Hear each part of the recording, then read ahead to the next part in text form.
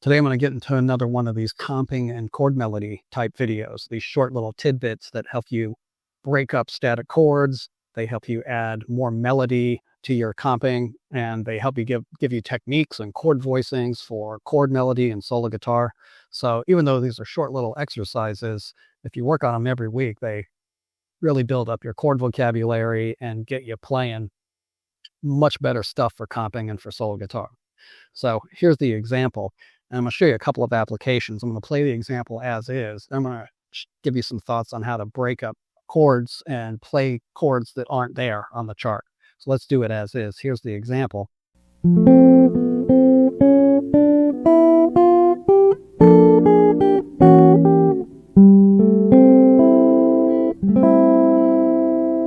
So I really like this voicing, this F9.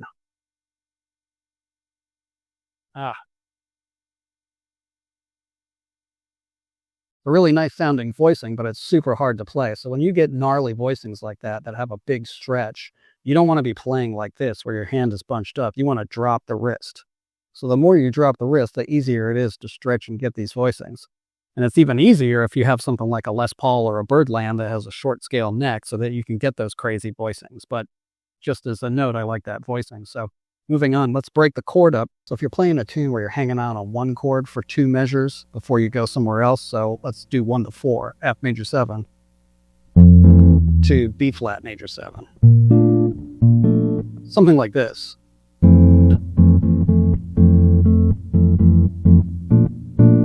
It gets really boring, so you can always break it up by putting in the 5 chord or maybe a 2 chord in between. So maybe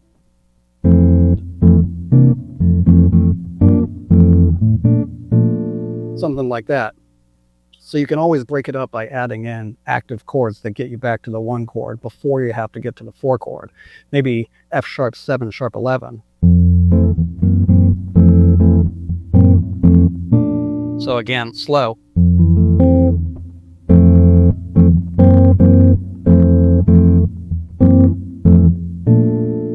So you could also look at this example as a way to break things up with that 2-5 in there. So I'm going to use a different voicing this time instead because that other voicing was killing me. So F, C, E, A.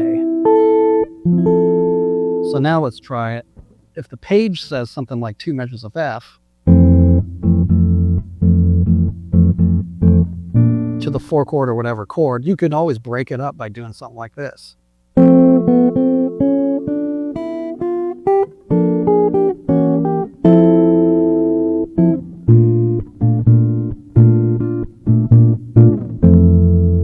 So let's try it again.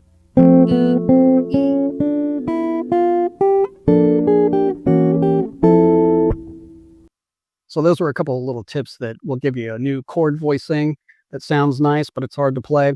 It'll help you break up your chord progression so that you're not just sitting on static chords, not doing anything. And it'll help you add right hand technique to what you're doing. These little snippets are great for intros and endings. And it's also great for chord melody and solo guitar and comping in general. As usual, I'll put the PDF on Patreon, and the whole book, along with a lot of other books, is available to download there also. So check that out.